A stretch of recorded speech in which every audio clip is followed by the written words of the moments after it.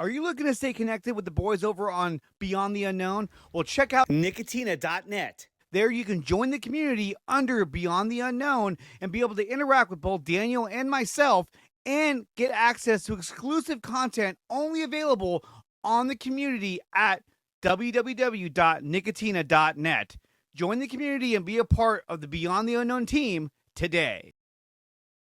What's up, guys? Welcome back to Beyond the Unknown. I'm your host, Andre, and today we have a guest by the name of Sergio Ramirez. Now, Sergio is actually a longtime friend of my father-in-law. My father-in-law reached out to me and said, hey, Sergio, he's got a story that involves Bigfoot. And I said, dude, I got to get him on the show. And his story is phenomenal.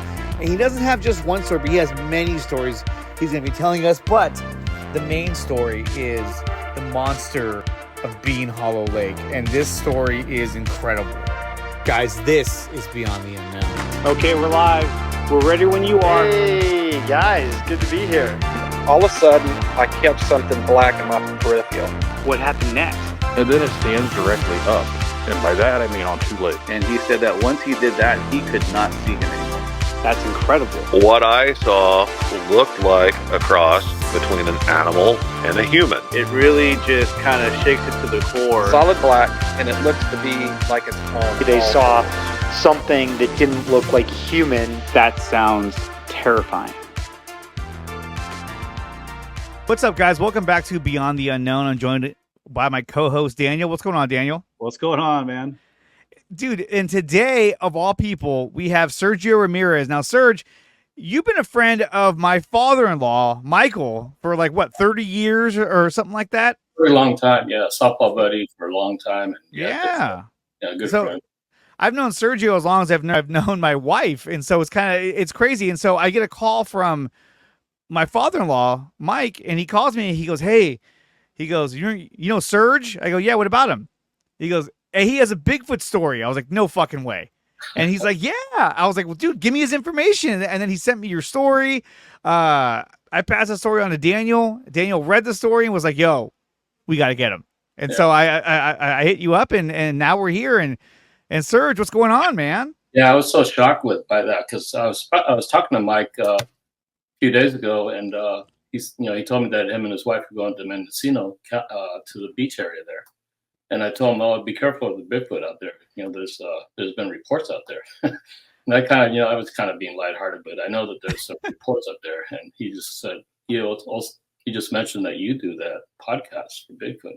I was really surprised. And it's nice to know somebody that's around here in the Bay Area that does something like that. There are a lot of other, podcasters, YouTube shows that are really good. Mm-hmm. And it's a good release for me, for what I saw. Well, that was one of the things that we ran into with a few of the people already that we've had on the podcast is that, being able to talk about it is almost therapeutic. It is very much. So the first time I did one with somebody, it was very therapeutic. Definitely, it brought back some pretty hurt memories. And I would imagine too, it's therapeutic in the sense that what you were experiencing was, like traumatic in the sense that like there was a lot of fear involved with it and uncertainty as well. Yeah. Now you had a pretty big encounter not too long ago, or when was this actually? Well, I had a recent encounter. This one, the main one where I saw a visual of the Bigfoot, which is undeniable. It was that night. Was about 30 was 1988, 89 midnight. Mm-hmm. So it was quite a while back. Yeah. But since then, I've had some other incidents happening to me that I think pretty much related to Bigfoot. But this one was for sure. I saw something there. So it was 1989. Well, it was. I live in San Carlos. I just moved a year and a half before to San Carlos apartment. I've always lived in Road City, in the Bay Area for my whole life, except for I came here when I was 3 years old from Chile. So I lived here most of my life. And so you want me to just go into the... Yeah, go right into it. Okay, so back then, I had a really good friend who passed away in 2007. Really good friend of mine. We were adventurous, always doing stuff, hiking, fishing, camping, and hiking anywhere, anytime, nighttime and morning, or during storms and stuff like that. So we were always doing something very adventurous, but mostly fishing. We love fishing, and we were always talking about which lakes would be good for bass fishing, and we were always looking at the maps, and we've been looking at these two lakes that are by the coast called Bean Hollow. I don't know if you know Bean Hollow. Bean Hollow is north of Santa Cruz, so between Pismo Beach and Santa Cruz, there's a Bean Hollow. There's a lighthouse there, Bean Hollow. There's a Bean Hollow Beach, but it's kind of near. So the two lakes. One of them is called Bean Hollow Lake, and the other one is it's kind of a weird name, Frijoles, Los Frijoles Reservoir, or something like that. So there's two little lakes up there, and we always thought, maybe there's some bass fishing there.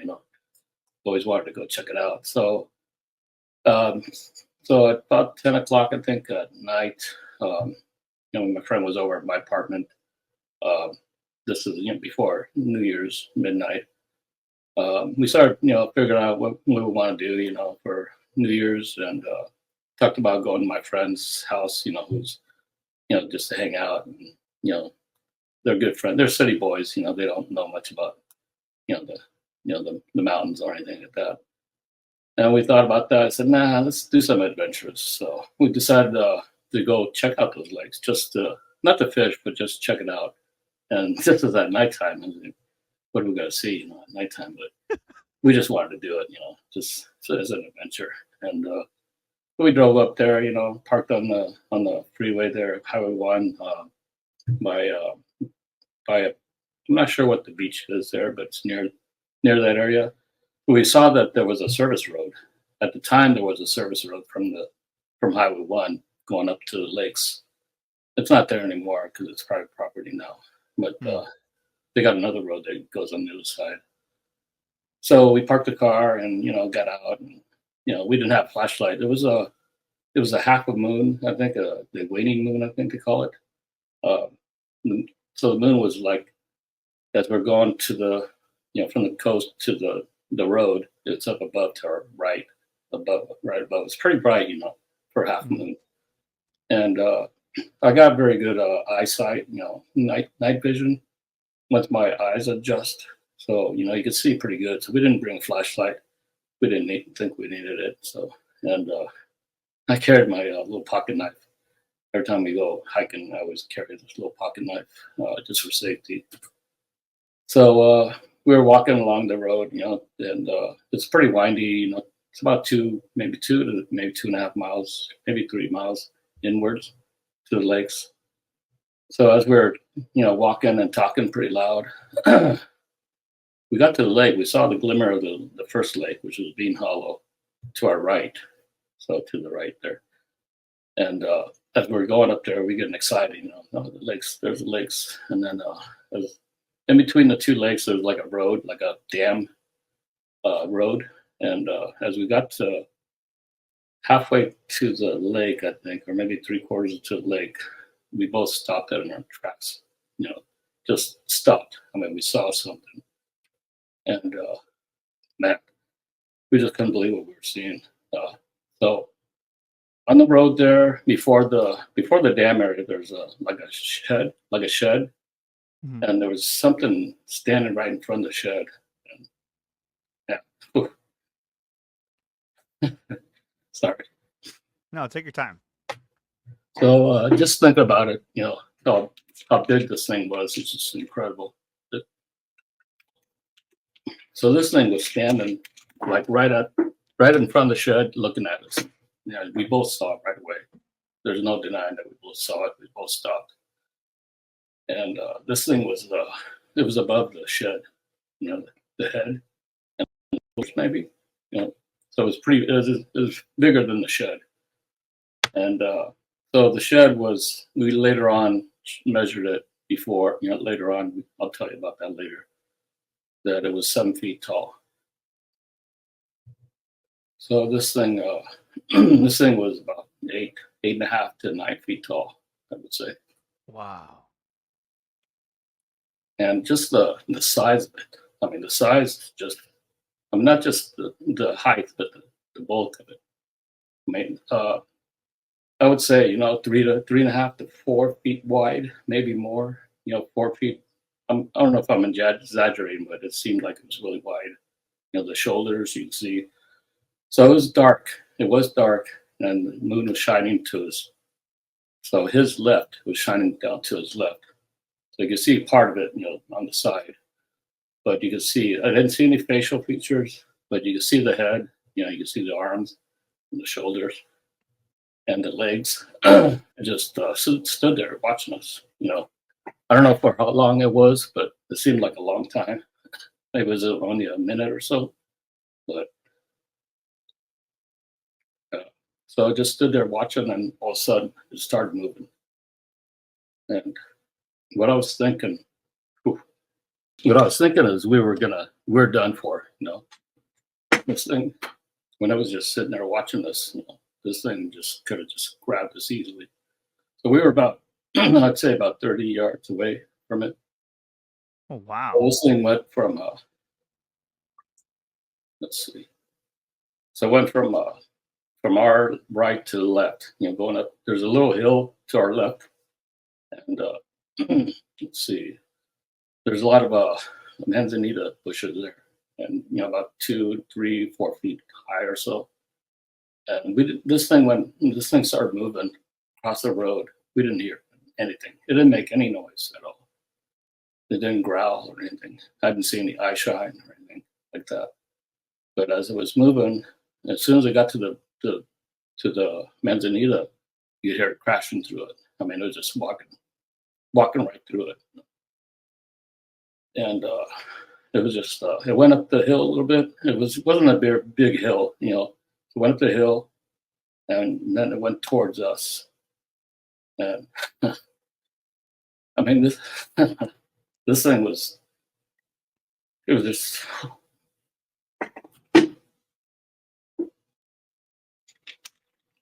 Yeah, I'm sorry. Take your time, Sergio. So this thing was just crashing through the manzanita like it was nothing. And I kept going, and as soon as we started walking backwards a little bit, it stopped. And then it started again, and then we started walking backwards again, and it stopped. And then it kept going, and it was like right above us, about maybe 20 yards above us on the hill. And we were thinking, God, the hell, this thing.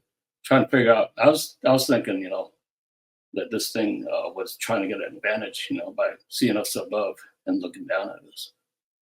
I think it was just curious, about us, and it didn't make anything, no threatening sounds or anything like that.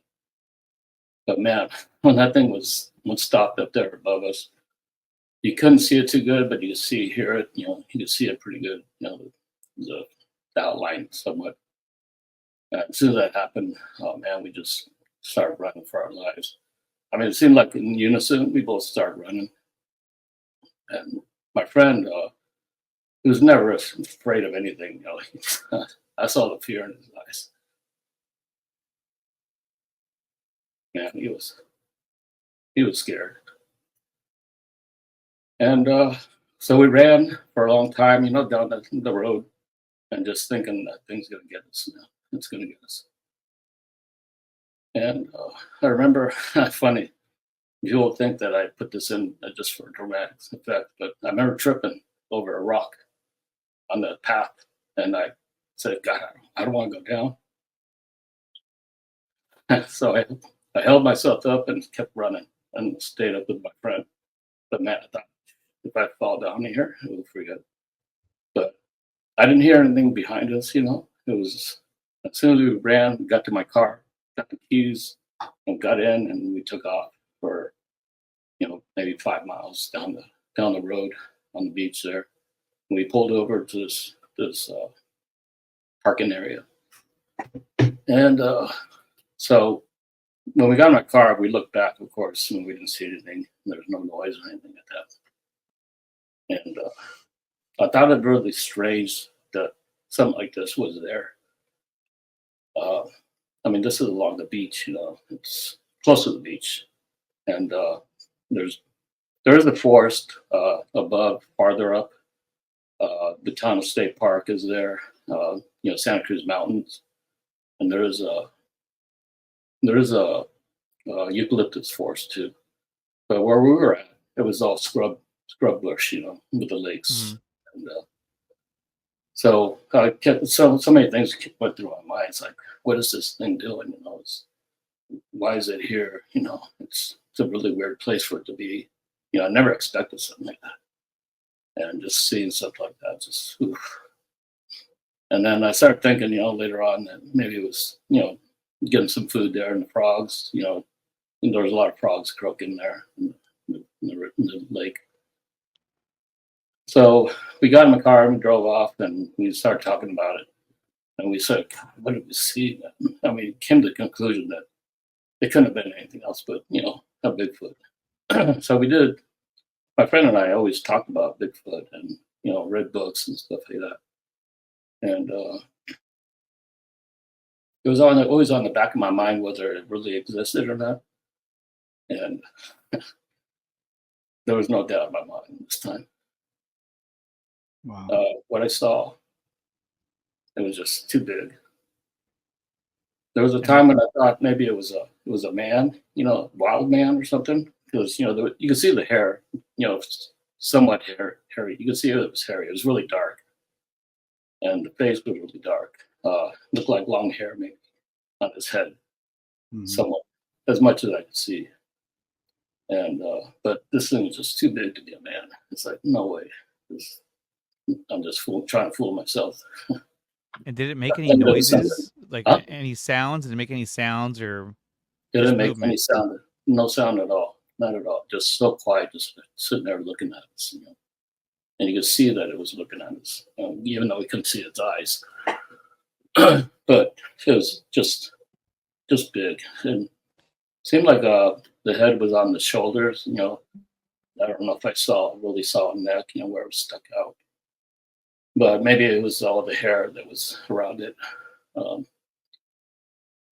So as we drove over there, we were parked, we were talking about it. We came to the conclusion it was Bigfoot, and said, "Man, what do we do?" We didn't want to go home, but we were scared of our asses, man. I mean, I was really scared. Oh yeah. And then we were talking about maybe going back in the morning, sleeping in the car, and then go back in the morning and go, "Oh, what? Really? You want to do that?" But curiosity, was there. Oh yeah. Yeah, because what the hell did we see? Even though I think I know what it is, it's like you really want to know something. So we did sleep in the car in that parking lot, and then we went back the next morning, and I was pretty nervous, and we were looking around as we were walking the road, and we didn't see anything. We didn't see any tracks. We saw the shed. We measured the shed. It was about 7 feet high, maybe about 6 feet wide. And so this thing was covering a lot of that shed, so I would say maybe 4 feet wide. It was from shoulder to shoulder. So we were looking around, and as we went down the road where the dam is, and down to the first lake around the side there's some bushes there, and we saw this indentation in the bushes. I mean, it was big. It was like a little cave in the bushes there, and it looked like something was sleeping there. And we went inside. We could walk inside. It was so big. We bent down to get in, but as we got inside, it was pretty wide, pretty big. And then that was the first time we smelled something. It was very pungent. We didn't smell it too from the lake, but as we got there, we started smelling something. So it was a very pungent smell. Hard to describe the smell, like somebody that had never showered in a year or something. Maybe, I don't know, something like that. And so we started thinking, oh shit, maybe it's still here. We got to get the hell out of here. There was probably sleeping there. my thought is maybe it came out, it was laying down and it came out, heard us talking. My friend, he's a big talker. He likes to talk loud. So we always talk about a lot of different things, adventurous things. And he was pretty philosophical. So he probably heard us, talking, and that's why he came out and checked us out and see what we were about. I mean, who's, probably thinking, who's coming out here at night? There's nobody out there. Right. So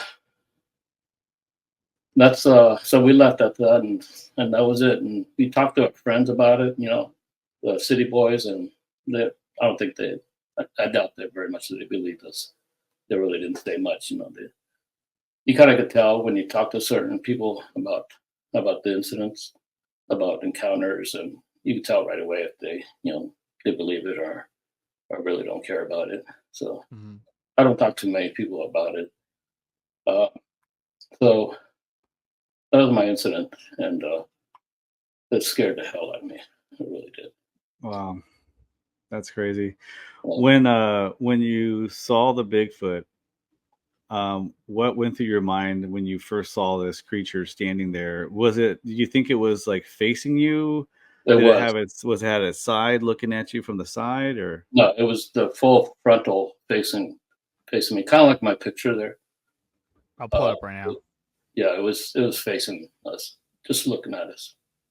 And it was standing still, just checking you guys out.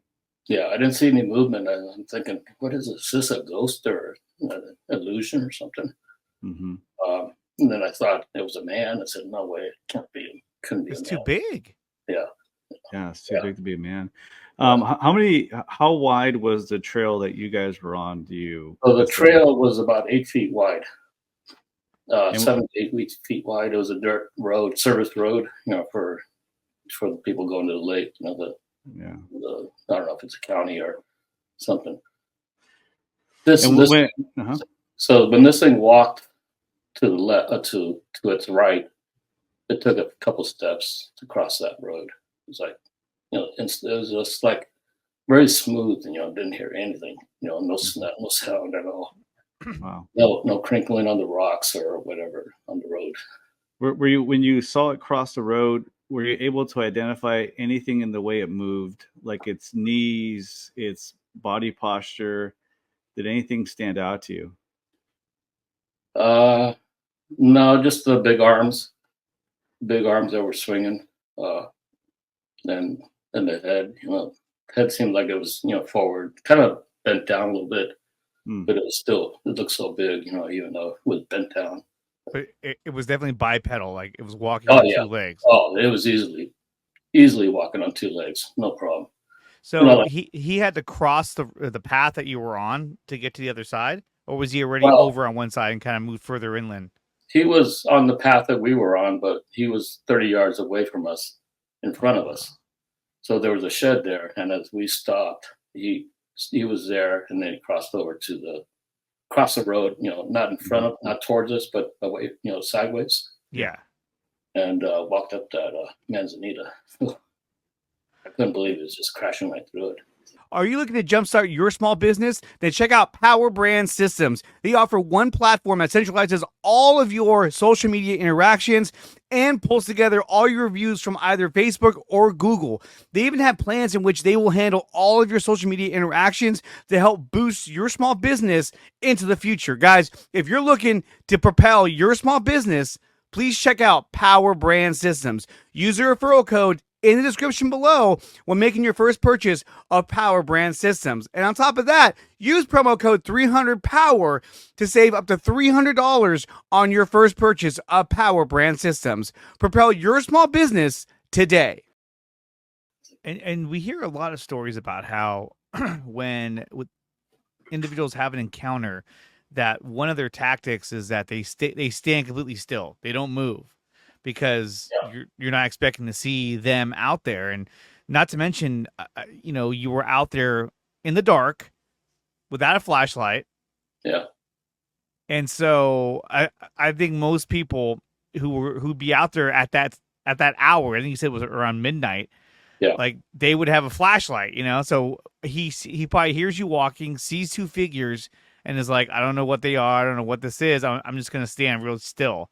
And then the fact that you guys saw him, I call it a him, but I don't know. But the fact that you guys saw him, it almost feels like at one point he figured, okay, well, it appears that they have seen me already, so I'm just gonna start moving to where, you know, I'm in a safer advantage, because you talked about how he crossed over the other side, and then he started making his way kind of up the hill, so he had kind of a he had kind of the high ground to kind of observe what you guys were doing. But still, the terrifying part, all of it is extremely terrifying. But you mentioned that he started walking towards you. Is that right? Yeah. On the hill, same height where we stopped and going up the hill. He's the same height. He started walking towards us. But he was still above on the hill, you know, like about 20 yards away from us, above us. But we could hear it. Were you able to see the outline of him up Yeah. there? Yeah, you could see the dark outline. It was very dark. When he was up to the left there, it was a little darker, you know, in the Manzanita than when he was on the road. Yeah. So it was, but you could see it, you know, the dark outline, yeah, definitely. Wow. And you could hear it. I mean, this thing was just crashing right through, like it was nothing. Well, he was just bigger than everything out there. Just It is interesting how it was quiet right next to the shed, and once it crossed the road, it basically really showed itself by crashing through bushes, making sure that you guys heard it, and that he was establishing his territory in a way like, I'm here, and here I come. You know, that is a really that's a scary encounter, because you guys weren't prepared for something like that. No, not at all. Not at all. And you're in the dark. That's the scariest part. If I was in the dark and I saw a figure like that, I don't know what I would do. I'd probably run the other way. And eventually you guys did, but the fact that you guys stood your ground and observed, oh my gosh. Know, not that we didn't want to, or I know I didn't want to run. I wanted to run. I was frozen. I was frozen in place. I couldn't move. Wow. Just thinking about, you know, what this thing is that I'm seeing. You know, I was frozen. And my friend was too. You know, he couldn't move. Until it started moving towards us, and then we started going backwards a little bit, you know, and then it stopped. It's like, that was a weird thing. It's like they could see us easily. And I think the like I said, I don't think it was intending, you know, harm. There was no aggression, but I think it was just curious about us. Mm-hmm. They stood there watching us for a long time, and then figured out we just stood there too, watching it. So when it started moving, I got, you know, like I say, a better advantage of being up on the hill there, looking down at us, you know, and see what we're about. And I was surprised, man, that it didn't come after us. This thing could have easily got us. I thought for sure we were going to get killed that night. Wow. Well, it seems like, you know, like Bigfoots, they don't seem to be a very aggressive species, in the sense that they're going to come attack you. I think if they did, those are the stories that we don't hear about, because they won that encounter. But it sounds like a lot of them, one, they're curious, and two, they determine that, okay, I need to do something in order to communicate that you need to go away or back away. And so I think it's crazy when you think about that. He started to walk towards you, and as you would walk towards you, you guys would start walking backwards. Then he would stop. Yeah. You know, and that happened a few times before you guys just started running. And so it's almost like you guys were communicating with this Bigfoot, but just by natural instinct. Like, if I move towards them, they move back. You know what I mean? And then you guys and eventually just took off. Yeah. But just the initial, the shock and awe of seeing this gigantic being, you know, by the shed, it's just I cannot imagine, like, the fear that ran through you as you're essentially trying to figure out what you're staring at. Yeah. I was thinking, you know, I was thinking this was something out of this world. You know, it's like, this can't be real. You know? Something, you know, an alien or something. A lot of things went through my mind, and I just kept saying, God, I wish I wasn't here. I wish I was back at home. Yeah. I would imagine. So when you first saw it, you mentioned, maybe this is some wild man out here just doing his thing. I mean, what other thoughts were going through your mind to try to like rationalize what you're looking at? Well, that was the main thing. I thought it was a man. I thought it was some wild man gone wild and living out in the woods there, and come down to the lake and catch frogs or whatever. But it just couldn't have been, because the size of it just too much. That's what really sticks out with me, is the size. Yeah, it's interesting because you hear a lot of encounters when people see a Bigfoot during daylight. Yeah. And they talk about the color of their eyes being solid black, which kind of moves into the direction that they can see well at night, better than humans can. Yeah. And when the Bigfoot crossed the road and went up the hill and started walking alongside you, I mean, if I was out there in the dark without a flashlight, not knowing my bearings, I'd be walking pretty slowly because I don't want to fall and trip over stuff. Yeah. Just thinking back to that, where he's able to hike up that hill and just kind of come alongside you guys, he could probably see pretty well where he's walking through.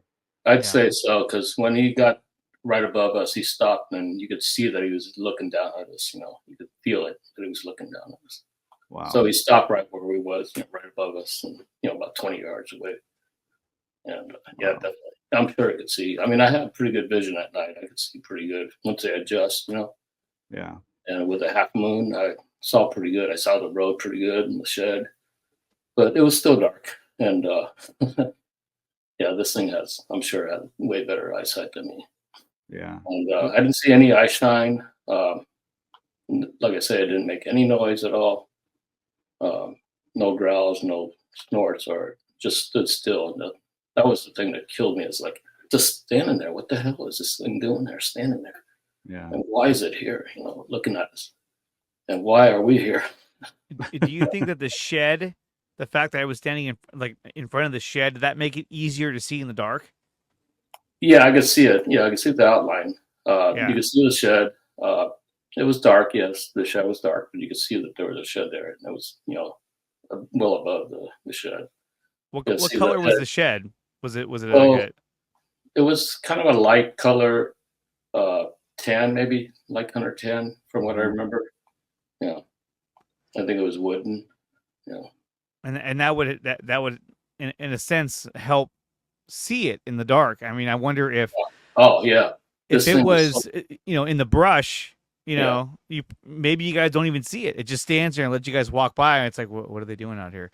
Yeah, but you guys ran into it right in a somewhat vulnerable spot where it had something, not a tree, not a bush, whatever. There was a shed behind it, and so that caused you guys to see it. And I can only imagine how terrifying that was, to see it standing there, staring back at you, and you guys wondering what you're looking at. Yeah. And then to see it move, then you were like, oh my gosh, this is something that's bipedal. It's swinging its arms. It's real. Exactly. That's what you said there is what went through my mind. When it was standing still looking at it, go, this can't be real. It's not real. It's like, as soon as it starts moving, I go, oh, shit, this is real. Well, it's one thing if you guys see it and you go, that's not real. Then after a while, you guys walk over towards it and you're like, oh, it's just a tree, or it's just a cutout of Smokey the Bear. You know what I mean? Then you're like, whew, okay, cool. But once it moves, it's like, oh my God, it's real. Like, that's a living creature. It's something that's thinking right now. That's reality right there. Yeah. I mean, this thing was dark. I mean, it was, I don't know if I could say darker than the night, but the color of it was very dark. And wow. And then, of course, I have to ask you this question because everyone's going to be saying it in their heads. Could it have been a bear? You know what? That premises doesn't cut it with me anymore. I keep hearing that. There's, you look at, a bear does stand on his hind legs and walks, but very clumsily, right? And also the shoulders don't stand out like a man's, it's forward. There it is. Forward like this, You could tell. You could tell it's a bear. But no, it wasn't a bear. And the way it moved from the side, on the side, you could tell it wasn't a bear, definitely. I mean, not only that, but like its actions, the fact that it stood still and waited, and then I would imagine it stood still, waited, and then it realized that you guys knew it was there, and that's when it decided to move. A bear wouldn't have done that. I feel like a bear would have been like, oh, you know what I mean? Like it would have. You would have known it was there. Like you know, makes some sound, definitely. Yeah, definitely. And then when it turned to the side, you know, you could tell. You know, you would tell the bear. You know, they walk like this. You know. Yeah, you would know immediately. Oh, that's a bear. Let's get out of here. You know, this thing was swinging its big arms. I mean, these arms are huge. Yeah, so you could see that much of it. Wow. So yeah, what definitely was a bear. And it bothers me when people say, "Oh, you saw a bear." No, most people know what a bear looks like, and they could tell something different. You know, it's not a bear. You know, I do find it fascinating when I hear encounters that happened pre-90s. You know, you're talking 89. I mean, that's still in the 80s. The technology that the average citizen had back then is minimal. Oh yeah. You know, where these days, you know, people run into a Bigfoot, they either have a smartphone or they have, you know, some kind of GoPro or something like that, where they're a little bit more prepared for some kind of interaction with something, whatever that might be. You know, so hearing something like this from this time, you know, this time era, this timeline, just it's more of a raw experience because of the time it happened. Was it a cold evening? Because you're talking New Year's, you know, that's like December. It wasn't really that cold. No, it wasn't really that cold. You know, it was kind of, you know, pretty much a nice night in the Bay Area. But getting back to your premise on the phone, so I have a flip flash in my car. You know, I carry it all the time in my car. Flip flash, you know, remember those things, those cameras with the flip flash. I would, even if I brought it, I wouldn't think at all of pulling that out and taking a picture. Just I was too scared to even think about that. The only thing I did was pull out my knife, you know, that I had, and I thought, God, this is not going to do anything, but you know, made me feel a little better, but it's not much better, you know. But as far as the phone, I don't think I'd have a sense of taking a picture of it, and if I did, maybe it'd make it mad, and just I thought we were going to get killed. I thought this thing was going to come after us. Wow. And that's the scariest part too. Is that like I know if it was me and I saw this thing, obviously the first thing I think is it some kind of bear or an animal that's a predator? Is it a man? Is it just a weird man out there? But based on the size and the height of the Sasquatch, there's no way that could have been a man. Yeah. And the thing too is that, like, man, I'll tell you, you guys got some balls to go back there the next day and investigate that. Most people hop in their car and they drive as far away as they can back to their house. As fast as they can. As fast as they can. I'll tell you, I keep thinking about that. I don't know how we did that. I mean, how I even had the guts to do that myself. My friend wanted to, but he wanted to only if I wanted to go. You know, he was the same way. Yeah. But we were adventurous and we wanted to know, what the hell we saw, you know. And we were always wary about whether it's still there. And you know, we went slowly and quietly, and we didn't see anything. No tracks. You know, the road was pretty hard, so there was no tracks there where it crossed. But we could see the broken manzanita where it was crossing up. Oh, you did see that? Yeah. And then that bush that was like a den, that was scary. I mean, how wide was that nest area that you guys came across? Well, going into it, it was about maybe 5 feet wide, and it was wider inside. Probably about maybe 8-10 feet inside. It just, you know, the whole bush it was a pretty big bush that was pushed in and concaved, and it looked like something was laying there for sure. Was there any type of bedding on the ground, or was it seemed like there was? From what I remember, there was something on the ground, but could have been, you know, smashed down bushes or something. I don't know, but there was something there on the ground. But as soon as we hit, you know, we started smelling it and we went inside. I don't know why we went inside, and as soon as we got inside, it just seemed the smell was even stronger. So. Really? And then we started thinking, oh shit, maybe it's still around. And we got out of there. Well, it was definitely probably there recently if you smelt that for sure. Well, that's my thought is, you know, like I say, when we were walking up and talking loud, it hurt us. It was in the den maybe. and it came out. I think it could have hid, it could have hid behind the shed or could have done anything, but I think it wanted to be out there watching us. It wanted us to see it, standing out in front like that. I mean, I thought that it wanted to. I'm looking at Bean Hollow Lake on my map. For some reason, I did not on Google. I couldn't find it. I found it on my phone using maps. But looking at, because you said there was two of them. There's like two lakes that are like side by side almost. Yeah. Serge, the roads to get there. I mean, that's not like it's right off the road. I mean, there's a distance you have to hike to get to it. Well, a long time ago, back then, there was a road coming from Highway 1. There was a service road. That's what we saw on the map. We can get to it from this way. Now that road is gone because it's private. And if you go up to another road to around the back, there's a gate there, and that's where that will take you to the lake on the other side of the lake. The other we're on the north side of the lake. Then this road is on the south side of the lake now. Okay. So, but the other road is still there somewhat. I saw it on Google Earth and then the bushes and stuff. And wow. But this was 30 years ago. So yeah, no, definitely. When kind of going back to finding that nest, you talked a little bit about how the smell just smelled like someone who's been living in the forest for a year. I mean, can you explain a little bit more about that smell? Because you hear a lot of different explanations on what a Bigfoot smells like. So to talk to someone that actually got an odor of it, try to explain a little bit more about that odor.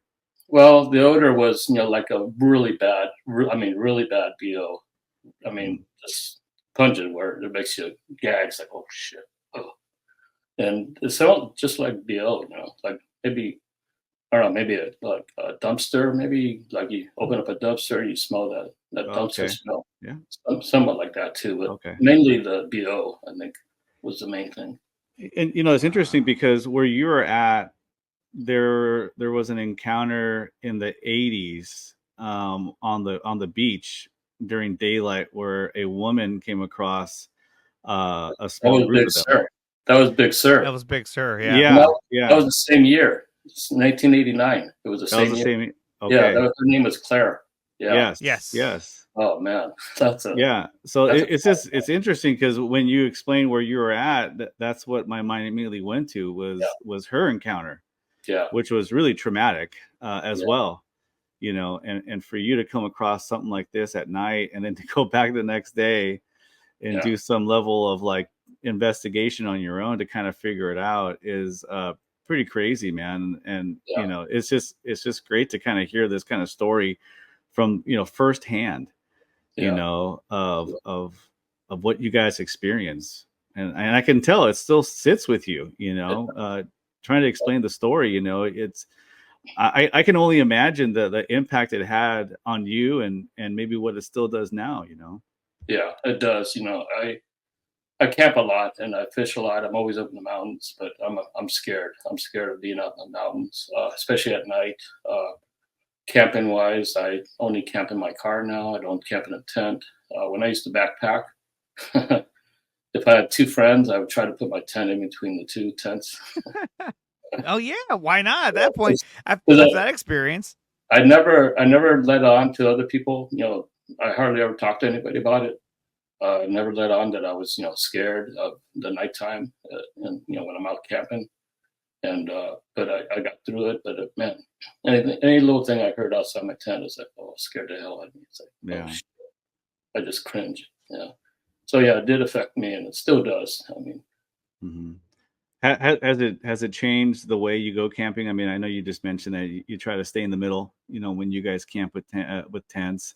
Yeah. What other things has it done to you to modify the way you camp or do your thing when you go out there? I mean, what else? Well, when I'm with my friend camping, he sleeps in a camper, and I sleep in my car. And when we sit in the campfire, and then he says, "Oh, I gotta go to bed. I'm tired of sleeping." And I get up. I don't want to hang out at the campfire by myself, Yeah. So I go to bed at the same time, because I don't want to be out there, man, at all. Have you gone back out to that area since then? Just no, to I do did. your own exploring? I'll tell you this. So a couple of years ago, I was, after I wrote this down 2021 and then sent it in and, did an interview. And so since, I never knew there was this many Bigfoot reports. I mean, I knew they were out there, and I watch YouTube, but, usually, music and gold mining and stuff like that. And then all of a sudden this Bigfoot thing came up, and it got me interested. And I said, I should write my story down. And it kind of inspired me to write my story because I always wanted to do it. And so I did. And then I started watching a lot of these, and then I just couldn't believe all the encounters. And that's when I saw that one encounter with Claire, and that kind of confirmed that there are Bigfoot in the beach areas. Mm-hmm. Really along the coast. Yeah. I was talking to another podcaster, and one of the things that he brought up was that, you don't hear about encounters that happen near the coast. Yeah. Typically, they're further inland, in the dense wooded areas, national forest type areas. But I mean, I think, your encounter along with one that we heard from Claire, I mean, to me, it basically spells out that, at least then in '89, that there were some that were living along the coast. Exactly. Are they still there now? Obviously I don't know, but they were there. They were once along the coast. And you got to figure too, back in '89, that whole area was less developed than it is now. And so the percentage of area in which it can survive on its own was probably greater then. And the fact that you say now that, like, most of the roads to get to it are gated off because it's private property. Yeah. I mean, look, it makes you wonder, why is it private property and who owns that and why? Yeah, that's my question too. Because before it was a service road, and the county maybe went out there to do some service in the pumps or something in the water. Well, especially if there's a shed out there. I mean, that means there's something in there, like, in terms, it could be tools, it could be a pump, it could be anything. Yeah. I'll tell you one thing. After I did all this, I felt compelled. I don't know why. It was something was pushing me. I mean, I do not want to see one of these again, ever. And but I felt compelled, and I'm very curious about it. So it was the same moon, the waning moon, half moon. So I went out there at night to the gate, parked my car, got out of the car. I was thinking, okay, I'm going to climb this fence. I'm going to go over there and confront the lake, go to the lakes and see. I don't know why. And then as I was standing there by the gate, I go, what the hell am I doing here? Shit, no way, man. God, I got to get out of here. I started getting really scared. Yeah. I couldn't believe I did that. And it's like, shit, what am I doing? I don't know what compelled me to do something like that. It's a weird feeling. It's like, I want to know, I want to see, but I do not really. I do not. If I saw this thing in the daytime and I saw its face, God, I'd probably be more freaked out. Are you looking to jumpstart your small business? Then check out Power Brand Systems. They offer one platform that centralizes all of your social media interactions and pulls together all your reviews from either Facebook or Google. They even have plans in which they will handle all of your social media interactions to help boost your small business into the future. Guys, if you're looking to propel your small business, please check out Power Brand Systems. Use the referral code in the description below when making your first purchase of Power Brand Systems. And on top of that, use promo code 300POWER to save up to $300 on your first purchase of Power Brand Systems. Propel your small business today. Just seeing the face, it's like, oh. Yeah. Well, these things seem to be more nocturnal than they are, moving around during the day. Obviously, of course, they do move around the daytime, but a lot of the bigger encounter stories happen at night. And obviously, they probably feel more comfortable moving at night because they could probably see at night with what do you call it? Night vision. That's not the proper term. But like a cat, they can see in the dark, and especially. Yeah, and especially if they have solid black eyes, then that would lend towards their ability to see in the dark. But Serge, your story, it feels like when you guys approached this thing and you saw it, I mean, really, it's like you were in its element. It's like if you guys had flashlights you'd be staring at whatever the flashlight's fixated on, and it probably would have been able to get away a lot easier. But the fact that you guys were just walking out there in the dark, Yeah. you know, it actually like you were in its element, but it also couldn't make any sudden movements because it would be more obvious. If you had a flashlight, you're just looking at whatever you're flashing your light on. It's able to kind of move, through the shadows. So your premises is you think we caught it by surprise. I think it's different. I think it knew that we were out there, and I think it wanted us to see it, and like it was standing because it could have easily went behind the shed and not see us. I mean, just to watch us. I don't know. I could be wrong, but your premise might be right too. Well, what I'm trying to say is that like you were in its element. Like you guys were in the dark. You didn't have flashlights. You didn't have guns. You didn't have anything to kind of have the upper hand in the situation. Yeah. Yeah. You know, when I pulled out the knife, I didn't stick it out. I had it in my hand. Like I didn't want it to see me, that I had my knife because I didn't want it to get mad. It's crazy, right? I mean, it's so insane, and it's not only that, but like you're seeing it in the dark. It's moving about the terrain in the dark. If you had flashlights on it, that's going to affect its vision because now you have a bright light hitting it in the face, and so it's going to be like, oh, what's going on? I mean, this Sasquatch completely had the upper hand on you guys. Oh yeah. And even in that situation, it didn't attack you. It didn't roar at you. You know what I mean?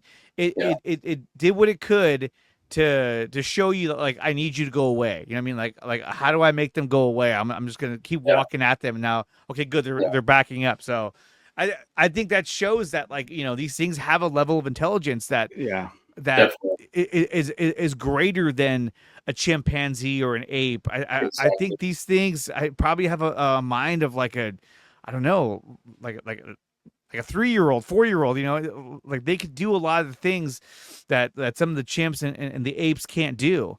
And mental capacity, I think, is much bigger. I say even way smarter, than a 4-year-old. Yeah, definitely. I'd say very intelligent being these things are. Definitely. I mean, it's just with all the reports, you see, they seem intelligent. They seem curious. Some of them seem aggressive. I think they're just like people, there's different types, and different ones that, some could do damage to you, maybe some just curious about you, or some that just wants you to go away and just tell you, they show you that they want you to go away. Speaking of which, so I don't know if you want to continue. I did want to ask you really quick. I know you said you were there with your friend. When you talked to your friend about this encounter, what did he say about it? I mean, was he in agreement? Like, yeah, that was Bigfoot, no doubt. He said, yeah, no. I mean, we thought about what did we see, and we both said it hadn't been Bigfoot. It was just too big to be anything else. Couldn't have been a man. At first, we were talking maybe it was a man, but so no way. Yeah, he was in agreement with me, definitely. Yeah. That's oh my God. I wish he was around, man, to talk about it, so I could talk to him about it some more. But nobody would listen to us, just at a point where I just stopped talking about it. And if I do talk to somebody, I kind of feel it out. If I hear something positive, and then I'll go on, talk about it a little more. Yeah. Right. So. Now, Sergio, you said you had a couple of other encounters since then. Yeah. Do you mind talking a little bit about that? Sure. So back in the same era, I think it was 1993 or something like that, 1994. My friend and I, we got into not bow hunting, but shooting the bow, about a fiberglass recurve bow, and got pretty good at it. There's I don't know if you know Kings Mountain. It's up near here in San Mateo County. So there's some mountains there, part of Santa Cruz Mountains. And there's a archery range there. And it's a really nice archery range. It's got 2 ranges, kind of like a golf course. You got different targets, different ranges, and they have a practice area. So my friend and I would go up there, and the same friend that we saw Bigfoot, and we'd shoot the arrows. And And one day I went by myself on a weekday without anybody. I went up there. There was no cars. Sometimes there'll be a car there or two, somebody shooting arrows, but there was absolutely nobody there. And nobody's here. Good. I'll shoot some arrows and maybe do the range a little bit. So I was shooting the targets, the practice targets, and I did pretty good. I was hitting targets pretty good, about 30 yards, I think it were targets. And I shot one, and I hit with the second one. I shot the back of the other arrow and kind of broke it, almost like splitting an arrow. But I was pretty proud of that. Robin Hood over here. So I said I was ready. I'm ready to shoot. So I went on the range, and it was nice. I was feeling good, feeling happy. And shooting good. And first 2 or 3 holes I was doing good. Fourth hole, about the 5th hole, I started feeling really weird. It's the weirdest feeling. It's like right instantly, you just snap and you feel something like somebody or something was watching me. And I go, oh shit, what's going on here? I didn't hear anything. I didn't see anything anywhere. It's forested, so these targets are winding back and forth. And as I was shooting, 5th hole, 6th hole, kept shooting, got my arrows. About the 7th hole, it was just so intense. I had to get out of there. It scared the hell out of me. I was actually walking with an arrow cocked, ready, because I thought maybe, I don't know what the feeling was. It was like some crazy guy was out there, stalking me, getting ready to shoot me with an arrow. But it just felt so strong. You could feel it, and it just got stronger and stronger. So the 7th hole, I shot my arrows, and I had to get out of there. Just left the arrows there, and so I had to go back the windy road up to my car. But man, there was something there. There was something that gave me this weird fright that I just because I was feeling good. I didn't all of a sudden just hit me like yeah. So there was something there. Did it feel like something was watching you? Exactly. Yeah. Something was watching me. I thought maybe a person, but then I said, no, this something's watching me. I didn't hear anything out there either. Yeah, and that's a real feeling. I've had that feeling before camping up in on the McCloud River that connects to Shasta, and me and 2 buddies were out hiking on the main road, and on my right side is a high ridge line, and I kept on looking up there because I just had a weird feeling that there was something there. Yeah. And then we decided to head back to the camp, and now the ridge line's on my left side. And as we were getting closer to the bridge, it opened up into this clearing area, and there was a mountain lion walking alongside the clearing. Yeah. And we froze, and we walked backwards to the bridge, and then we gunned it. But the reason why I bring that up is because that is a real feeling when you feel that something is watching you. Yeah. Not everyone has that instinct, It's just, but when you feel it, something's there. Yeah. And when you finally see it, you're like, holy shit, there was something there with us. Yeah. So that is for sure a real feeling, and it is scary. Yeah, definitely. It was definitely something that hit me hard, and it got stronger as I went. Kept going. It's like something's weird here. It's like, man, what is this? Why am I so scared? Because it was very quiet. I mean, I don't know if I heard birds or anything before, but then everything's just so quiet. I couldn't hear anything. Nothing walking, nothing. I would stop and walk a little bit and stop and see if I heard anything. Nothing. And I was happy I got out of there. I don't know if I kept continuing, something could have happened. I don't know, but it's in the Santa Cruz Mountains there, and it's pretty wooded up there. There are some really strange looking. It's a really strange forest on the other side of that archery range. I could talk to you about that later, but I always wanted to go to that forest there and check it out because it looks so medieval, Mm-hmm. But I was always scared to go there. I don't blame you. And I did finally this year. I actually went there, and I did the archery range for a little bit, and then went down that trail. It's a really cool bike trail, and I found some really strange things. That's I guess what you call broken tree, broken in half, across the trail. Not across, but next to the trail. Pretty good sized tree, about maybe 2-3 inches thick. And I found this really weird. It was a tree. It was an actual tree that was balanced on this other oak tree. You know how they have the oak trees have sometimes these suckers coming out on the side. Yeah. This thing was huge. It was a huge tree that was balanced. I have video of it, and it was balanced, perfectly balanced on this thing. And I have no idea where that tree came from. I looked for the roots, and there was no area where it came from. Wow. And I thought, oh shit, man, what the hell is this? And then I saw something like a teepee structure down the trail more. And I don't know why, but I kept going down this trail. I wanted to keep going, because it was a pretty cool trail. And it was kind of muddy. I went as far as I could. I went down pretty far, and when I was coming back up, I was getting really tired. So I have anemia, and it was kind of getting me exhausted. I was thinking, oh, shit, I got to get out of here, man. It's, something happens. And I finally got to the top, and oh, shit, man, this is a weird place. It's very strange. I mean, I have pictures of the trees that look so medieval, like something's got to be there. I saw deer there. They're pretty mild. They weren't afraid of me, so I didn't feel anything like any terror there when I was there. If something hit me, I'd be pretty scared. Yeah, definitely. But I was surprised that I had the nerve to go up there and check it out.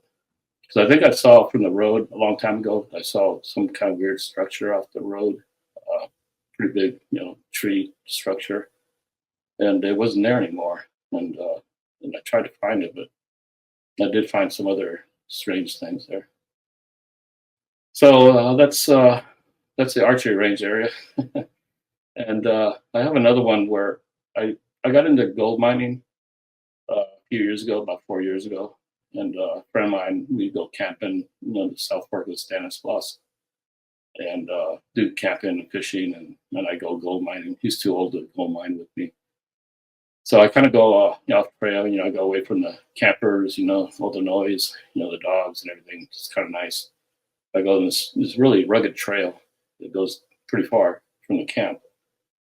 And I was gold mining, and I was in these boulders, and the river's down below, and usually you can't hear too much with the river, but the boulders are kind of blocking the sound of the river. Mm-hmm. And all of a sudden I hear these voices, like a family coming up the trail. I hear children, I hear the adults, and I couldn't understand what they were saying. It was really weird voices, but it was definitely, like children voice and adult voice. I'm thinking, what the hell are these people doing up here with these kids on this rugged trail? I mean, this thing's tough. Go up and down over logs, through bushes, and I thought it was very strange. I was thinking, they kept coming closer and closer, and I was thinking, oh God, now I'm gonna stop what I'm doing and explain what I'm doing. Hi, yeah. And then all of a sudden, they got pretty close, and all of a sudden it just stopped. The voices stopped. I didn't hear them go backwards, going back like, you start hearing the distant voices. It just completely stopped. But it was really weird voices. I couldn't, it seemed like they were normal voices, but I couldn't understand what they were saying. Really strange. So I thought that was very strange there.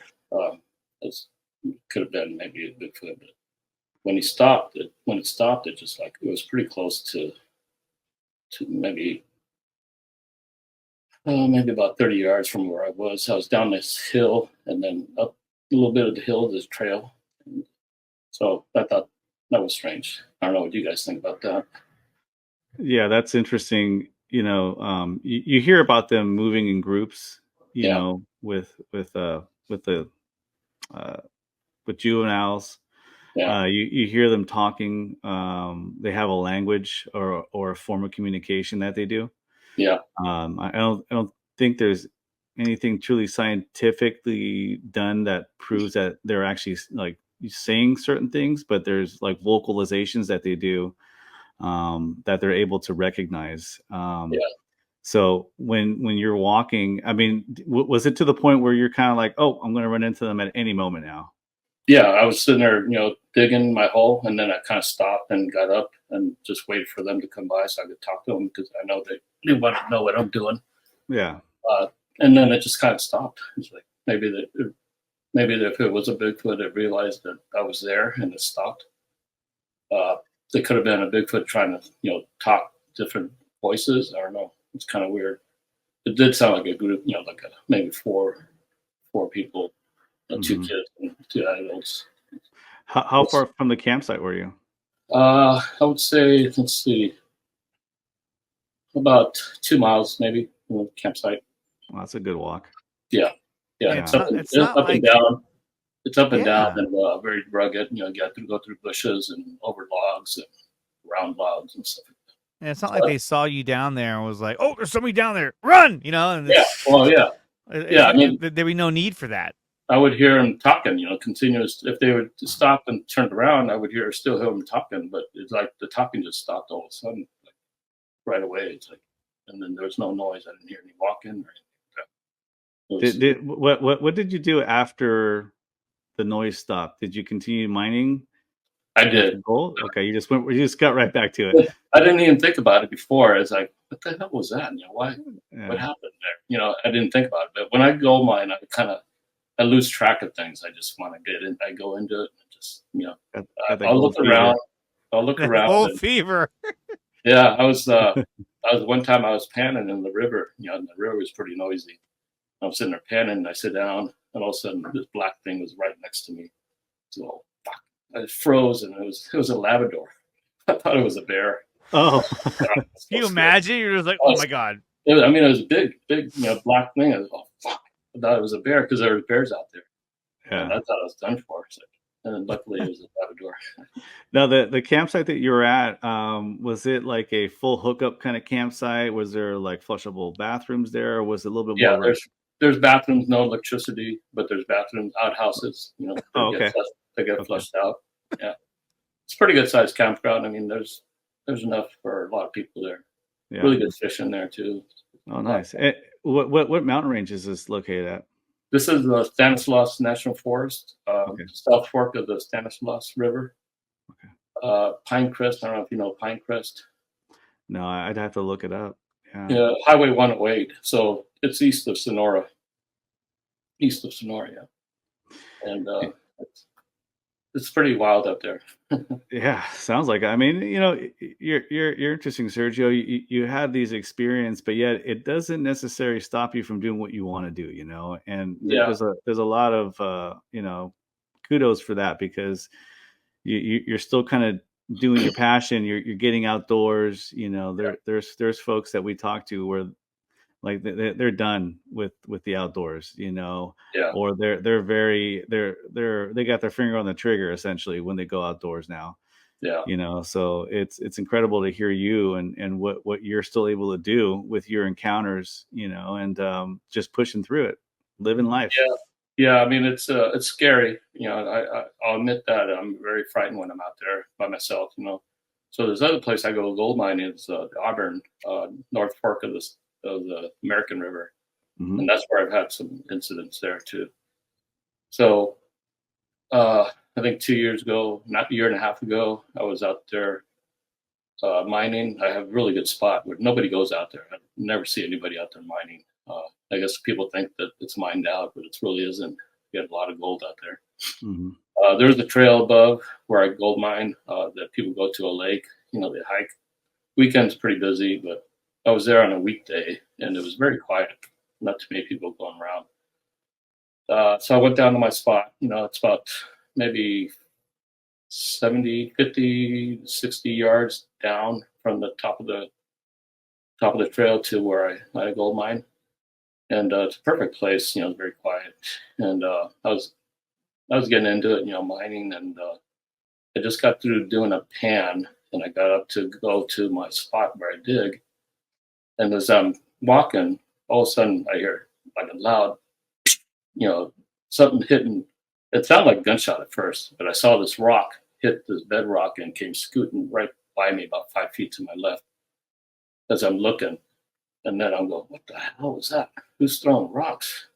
And then I'm sitting there watching. I had my pan like this ready, in case Another one came, and sure enough, another one came. I mean, these were line drive shots, and these were rocks, about the size of your hand. This one came to my right, 5 feet to my right, and just shot right through into the river there. And I was looking up, and I didn't see anything. So from where I'm at up to the trail, so the trail goes, as I'm looking up, the trail goes to the right and up in that way. So up above me, where the rocks came from, there's nothing but trees and bushes. I mean, very thick. It'd be very tough to go through that. And I'm thinking, after the second rock came down, I was thinking of some kids up in the trail throwing rocks. I yelled out really loud, "Stop throwing rocks! You almost hit me!" And then it stopped. There was no sound. I didn't hear anybody up there. Usually I could hear people walking on the trail above, when they're talking. But it was nothing that. I thought it was kids, but I looked, God, that'd be a tough one to throw, line drives from up there, 50 yards. So I didn't think about it. I went back to mining after that, but it scared me. It's funny.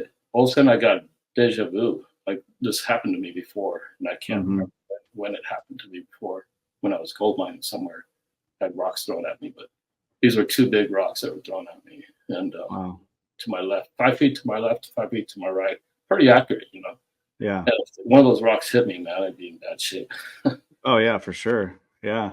I mean, you're a magnet. you got some stuff going on there. Oh yeah. So after I went back up the trail, I went up to the area where the rocks would have been thrown, and I said, "There's no way somebody could throw a rock line drive from up there.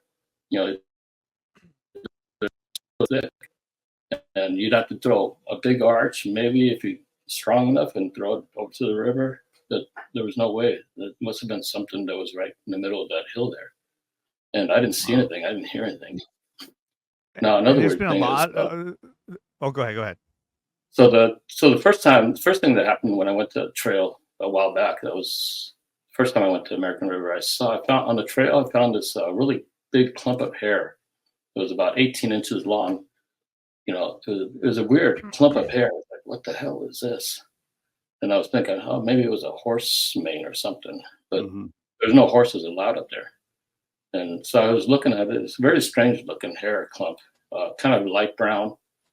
And then after a while, I just let it go. I may have kept it, but I just dropped it back on the trail, off the trail, and left it. Didn't think about it. So another time I was up there. When I gold mine, I do documentaries, small documentaries about my gold mining, how I do it, and what I do. And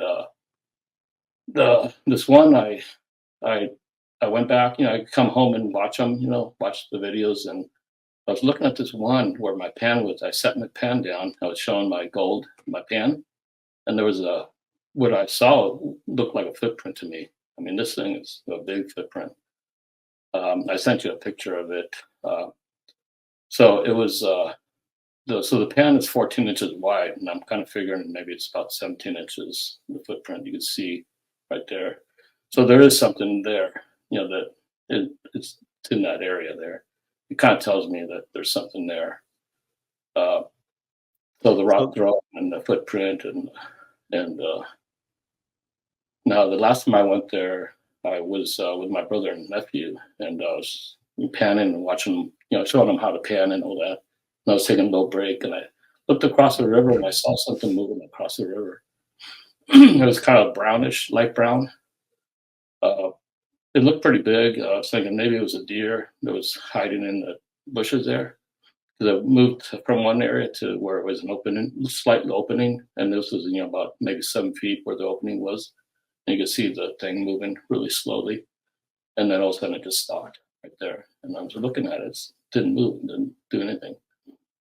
I thought that was strange because it was, the opening was about 7 feet high, where the bushes were, and then you see the brown, kind of brownish color.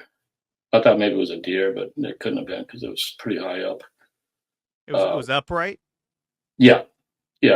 It seemed like it was. I didn't see too much because it was a small opening, but you could see the thing walking, across, and then all of a sudden it got into thick bushes and just stopped and didn't do anything. And this is the same area where you took that photo? Yeah, where the rocks were thrown and the footprint was. It seems to be a hot spot. Seems like it. Yeah. Yeah. And Wow. if you're watching at home, he has an image that he shared with me where you see the pan, the gold mining pan, and then you see the footprint just above it. I mean, to me, it looks like a footprint. There's toes, there's indentations, and the entire foot is making the impression into the ground too. It's not just like, you know, like it has weight to it.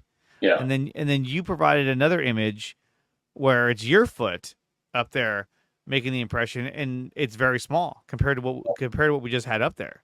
Yeah. Yeah. And the area right there is a little softer where I was, and it did a little indentation, but where the footprint was, it's a little pretty hard there, hard packed there. So it was pretty heavy, whatever made that track. Oh, that's a good print right there.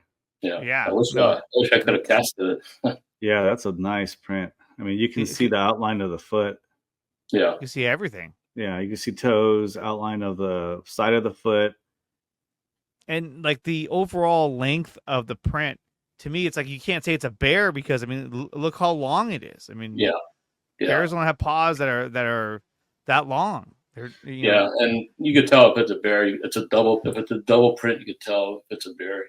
Double print. That's one print right there. Yeah. And how big of a print was that? Well, I didn't measure because I didn't notice it at the time when I was. Okay. But compared to my 14-inch pan there, I kind of estimated it 17 inches or so. Yeah. Yeah, I mean, look at that. It's bigger than the pan. Yeah. Or I'd say it's longer than the pan. So yeah, it's got to be right around 17 inches. That's incredible. Yeah, that's a big one, whatever it is. And so now we know, Daniel. If we want to go find Bigfoot, we got to go with Sergio. Go with Serge. Hey, where are you going, Serge? I'm going with you. Let's go. Yeah, seriously. You guys want to go gold mining with me? Maybe someone happens. Seriously, and there's been a lot of reports too that that the Sasquatch, that they throw rocks at people to kind of like make them, to scare them off, or just to let them know, make them aware of a presence so that they leave. Yeah. And so and it's not like they just throw one. There's numerous reports, hundreds, where it's not just one rock, it's 2 rocks, 3 rocks, 4 rocks. Yeah. We were talking to Yowie Dan, lives in Australia, and he was talking about how he was picking up big boulders and throwing them down into the river. You hear hit the water, and so it's definitely something that these things do. And again, we talk about how the characteristics of this creature, throwing rocks, tree structures, making these nests that are, out of the shrubs and bushes. And it's the same behavior that we see in different areas of the world. And that's why I firmly believe that these are all different offshoots of whatever whatever species that they kind of broke off from. Yeah. But they have the same characteristics, and I think that they do have a form of higher intelligence, not as much as a human being, but I would say much higher than a chimpanzee or a gorilla. It's more aware of its surroundings, and it's a master at cloaking and hiding disguise, itself. Disguise, yes. Yeah, that's the thing. When the rocks were thrown with the force, I mean, it was a very strong force. It was a line drive. I mean, from the middle of the hill there. For this thing, if it was there and me not to see it or hear it, it's got to be, very stealthy. I mean, God, I stood and looked at that area for a long time and I didn't see anything. That was what made me think it was the kids, throwing rocks. But right. I mean, this was in the middle of the hill there, coming that force. I mean, to make that sound on the bedrock when it hit the rock hit the bedrock. Yeah, it sounded like a bullet, like a gun. It was scared the hell out of me. Shit. So yeah, they are very stealthy, definitely. There's also reports of them being up in trees too. And doing some tree hopping as well. Yeah. So, who knows if you were looking up there and maybe you're looking more for something on the ground, it could have been up in a tree. Yeah. Yeah, I didn't see any movement. It was very thick in that area. If you ever come down with me and see it, you'll see. Well, even they've even been known to, lay down on the ground and kind of blend in with the environment. So it could have been that it was throwing it, and threw another one, and maybe another one, and then when you start looking around, it crouched down and just laid down. Yeah. Because, and we talked to Matt Knapp, host of Bigfoot Crossroads, and he was even saying how, he saw a patch of dead grass next to a log, and he was like, he thought about like poking at it, and then he left and came back with his friend a few minutes later, and that patch of dead grass was gone. Gone, yeah. And he's like, dude, I think that was a Sasquatch just kind of laying down Yeah. on the terrain, just camouflaging itself. The funny thing is, when I yelled out, stop throwing rocks, you almost hit me. I yelled loud. I was wondering maybe if I scared it, say, oh, I better not throw any more rocks. Well, yeah, think about it. He's like, oh, he responded. That's that. Man, I'm yelling at Bigfoot, right? I didn't know that, but I'm yelling at Bigfoot. Because like if that was a kid or a human being and you yelled out, there's a high chance they're going to be like, all right, or they're going to say something back to you. But like these guys are like, oh shit, he responded. I'm just going to hide. I didn't hear anybody either. But the size of the Sasquatch, I mean, looking at the image that you drew, I mean, like how tall it is compared to the roof of the shed. I mean, these things are gigantic. Yeah. And I think that when you look at, like, let's say a bear, right? When a bear feels threatened or a bear feels like it needs to, defend its territory, it's going to do so in a very aggressive manner, right? It doesn't think about ramifications of, well, if I scare them off, then they're going to come back and try and, hunt me. Or if I hurt one of them, they're going to come back and try to kill me because, they don't want me out here killing more humans. They don't think about that. They just react based off instinct. Yeah. And it feels like with Sasquatch that it's a creature that almost feels fear. So when it sees humans, like if we saw a Sasquatch and his family and you wanted to hide, you wouldn't be like, oh, what are they doing there? Oh, screw that. I'm just going to go run at them. You know what I mean? And so it knows that like, okay, there's the humans. They're dangerous. I'm just going to do what I was taught to do, which is, throw rocks or make sounds or do things to scare them away. And that always works. Yeah. And so for me, that tells me that, again, intelligence, it's there. I mean, if they were not intelligent, they would come after people, or they'd make sounds. They'd make themselves way obvious. Their presence way obvious that they're there, but they're not, and that shows that they have a higher intelligence, that they're like, no, they in a sense fear us because we're different, because they've probably seen things that humans have done over the years that looks terrifying, operating huge machines, cars, shooting guns. Yeah. So it's a complex being that they don't know how to really comprehend, and they just go off of what I believe they go off of what other Bigfoots have taught them, throughout generations. Sergio, have you ever seen the AI picture that Mike Bluler provided us? Yeah, that scared the hell out of me when I saw that. Man. Yeah, that is a really cool looking facial AI drawing that he got. You have that, Andre? I'm looking for it right now. I don't think I have it on my computer though. I think I had it on my phone.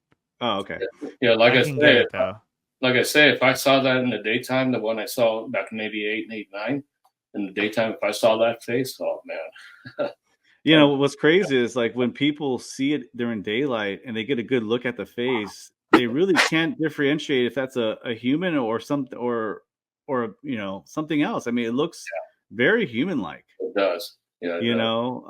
And the things that it does, it's repeatable, right? So that they're at least repeating what they do, with different people. You kind of get the same some of the same reactions, but the visual look at one is probably the most shocking to see is to see one face to face in the daylight. Yeah. It's pretty mind blowing when you hear people talk about it, and even hunters that go out hunting all the time and they come across this out in the woods and they got their crosshairs on it and they can't pull a trigger. Yeah. It's like I can't tell if that's a man or what that is. Yeah. Yeah. Even the size of it, you still think, man, this could be a man. It's like looks human. I mean, looks like a humanoid. Right. Definitely. Yeah. Jeez. So I have another encounter with my wife over in the Mammoth Lake area. Mm-hmm. So Mono Lake. It's called Mono Lake. I don't know, but I've heard of Mammoth Lake though. Yeah. So the Mono Lake is a salt lake that's there Okay. by the June Lake area, June Lake Loop area. Very wild. It's the June. We went. I took her to go see the fall colors and just hang out, do some hiking up there. And so June Lake is, there's some rugged mountains on this, surrounding these lakes. There's Grand Lake, a few other lakes. And I told her about, we got to a place, we had a nice place in June Lake there. It's kind of like a cabin almost. And so I told her about the stars at night because she'd never seen the stars at night, where there's no light and it's just beautiful. So I told her I want to take her out late at night, up the mountains there. And we went around the lakes and went over to this area where there's a lake on one side and then a steep rocky mountain on the other side. And we stopped at one place and looked out, she got out and I got out and looked at the stars. She was amazed by it. And then I said, well, let's go to this other place. It might be a little better. So went to this other place. And right close to the lake, you could hear the frogs croaking on the one side. And then she was kind of nervous. She said, are there bears out here? I don't want to go outside anymore. So we got to the place and she stayed up in the passenger side with the window down looking at the stars. And I went around to her side and just talked about, the stars and stuff. And to the left of it is a really steep, rocky mountain. There is a trail that's way up there, but to be up there without a flashlight, it would be impossible. You'd get hurt. So as I'm sitting there watching the stars, talking with her, I heard this whistle, this really weird whistle way at the top. It's way up there in the mountains. It was pretty high up, maybe 500 yards up there at the top. Mm-hmm. You could hear it was a weird whistle, like at first it would sound like a human whistling, and then it started sounding like a bird chirping, but it was that same kind of really loud. And I kept hearing it up there. What the hell? Can't be somebody up there with a flashlight. So I didn't see any light or anything like that. And as I was listening, it started, getting closer, down the mountain. The whistle would get closer down each time it would whistle. And then until it finally got to the bottom, like about maybe 50 yards in front of us where the car's parked. And the whistle was really weird. It's like, this time when it got down to the bottom, it was like it was walking, going really, really strange. How when you're walking, it kind of breaks up the whistle. Yeah. Yeah, man, as soon as that happened, I was frozen. I thought back of the time when I saw that Bigfoot, and I was just shaking. I ran around to the side and got into the car, and she goes, "What's going on? What's the matter?" I said, "I heard a whistle up there." That whistle, it's just a bird. No, this was not a bird. This is something that came down that mountain pretty quickly, and I got out my big flashlight and tried to shine it. There were some trees there. I didn't see anything. I looked around. I was pretty scared though, man. I was shaking because it brought back memories of when I saw that one. So that was sure. So the whistle is a really weird sound whistle. It's, way up the mountains like that and come down that quickly. That scared the heck out of me. Yeah, and there are reports that they do whistling as well. Yeah. So that's another common thread that Mike you hear. Bluler talked about that he was up in a tree and he heard a whistle to one side and then he heard another whistle from behind him, and then and then as he tried to leave, he heard the same thing again, almost as if like they were communicating with one another. So yeah, and not only that, but the fact that you're hearing this whistle noise at night in the dark. Yeah. And a lot of birds, they don't really make chirping noises or are very active at night. They're usually at that point they're just kind of hunkered down to go to sleep.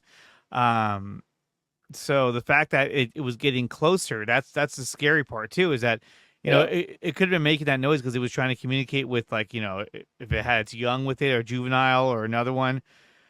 But man, that's scary. And not only that, but like you flash the flashlight, you couldn't see anything. But at that point, they could have been laying down. It could have been anywhere. Yeah. You know, it's I mean, it was with the whistle. The last whistle was pretty close to the road. I mean, it was like I was shining right by this big tree there and shining the ground, and nothing I could see or hear anything. No movement at all. And my wife was really scared. And here's that picture that we talked about. This is from Mike Bluler. This was the AI recreation of what he saw. Yeah. I think the only difference he said is that it didn't have the facial hair.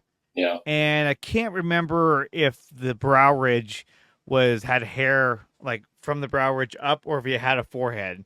I'd have to listen to it again. But this is, I mean, honestly, like if I saw this thing staring at me, oh man, you have to question: am I looking at a man? Am I looking at somebody that's living out here? Like, yeah. what is this? It's so human-like. It is. It is. That really is. That's what freaks you out, you know, the human aspect of it, and then the scary looking human aspect of it. Yeah, the all black eyes, yeah, like a shark. Eyes. That's the scariest part. You're like, oh boy. And they're known to have big noses like that too. I don't know if you guys ever seen that one picture of that Bigfoot that's sticking its face in a window. It's got this big nose and just looking. This lady was in the dark looking at this thing because it was. I don't know if you ever heard that one, or you ever see that one. It's a really big, looking face, similar to that, and it's got a really big nose, and it's like sticking it right up to the window. And that was kind of freaky. That kind of freaks me out there. Seeing that. Oh yeah, for sure. Yeah, I mean, just seeing one of these would freak everyone out. I mean, yeah, who wouldn't look at this like in shock and awe, seeing something that looks like a human hybrid type of creature that's so large and huge, but yet can be so quiet. Yeah, you know, it's just it's really crazy on what this creature can do and how it can make itself essentially disappear without really doing a whole lot. Because, you know, if you're out in the woods, I mean, if you guys weren't looking, if there wasn't a shed there, back to your first encounter, if there wasn't a shed there, and let's say he was just crouched, you might have walked right past him. Yeah. Because it was dark out there, and he was probably all black hair. And very quiet. Very quiet. You know, you could have easily walked by him and you might have gotten into some trouble. Yeah. You know, because then you got closer to where he would call his home. You know, that little nest area you guys came across. So it's just really fascinating how these creatures can do this. You know, it's next level stuff. It's the ultimate hide and seek, where they're just able to blend in with their background so well. Yeah, the size of just how do they do that? You know, it's so big. I mean, 7 feet is pretty darn big. You know, there's basketball players that big, but not as wide as a Bigfoot 7 right. foot. But 9 feet tall is like. I keep looking at 9 feet. I look at my apartment, my ceiling 8 feet. You know, this thing's bigger than that. It's like shit. Damn, it's insane how big these things are. Yeah. But and it's something that we've heard stories about how it's integrated into Native American lore. And these stories of these counters go back, all the way back to the 1700s, 1800s. It's just hundreds of years. And it's not like it's something that has just kind of came up in the past 20 years and everyone's been talking about it. This has been something that people have been talking about for decades and centuries. Oh, centuries, yeah. Not a new thing, that's for sure. That's the Bauman story, the Toba Inlet in British Columbia. What was that one? Actually, no, not Bauman. It was what was that one? Where the guy was he was a miner or something. Up in the Toba Inlet in British Columbia, where he was sleeping, and this thing was harassing him around the camp. He saw footprints, and one night he put all his stuff in a sleep bag, his gun and all his food, and all of a sudden the thing just grabbed him in the sleep bag and took him to this big valley where there was a family of Bigfoot. and he kind of stayed with them for a while. They kept him there. The big guy wouldn't let him go, and they had a language. They would talk to each other, and then finally he would give him like coffee and stuff and certain things that he had to eat, and then finally he gave him snuff. The big guy snuff, and that he went running to the river when he took that big thing of snuff, and then that's when he escaped. Yeah. What was the name of the guy? I know which one you're talking about, and I think that happened like a long time ago. Like it did. It was like in the 30s. I think it was it was a long time ago. Yeah, in the 1800s or something. Yeah, I think it was 1800s. Okay, yeah, it might have been that long ago. Yeah. I've heard that story. So there's too many accounts. I mean, there's too many variant accounts. As I listen to all these accounts, encounters, and I see a lot of similarities between my encounter and somebody else's, and especially the way people think about it. It's very similar to what I'm thinking. So yeah, there's just too many. It can't be pushed aside. It's people that scoff at it or don't understand it. They're not people that go out in the wild. Like they say, oh, there's not that much wildlife. That's bull. There's a lot of. I mean, you look at the vastness of the wilderness, man. It just people don't see that. Just going out in the small wilderness, it's just like you look. God, easily something could hide in there. Yeah, so and not even in the hard to reach areas. I mean, we're talking about the Santa Cruz coastline. They're living in areas that you wouldn't imagine. Yeah. But they're there, and the encounters that you share with us today were absolutely incredible, Serge. I never knew that you had these encounters, and Serge, dude, I want to thank you so much for coming on here and sharing your stories with us. This was truly incredible stories, man. Yeah, thank you. Yeah, thank you, Sergio. So seeing it at night, oh my gosh, that would have terrified me. Yeah, that was too much, man.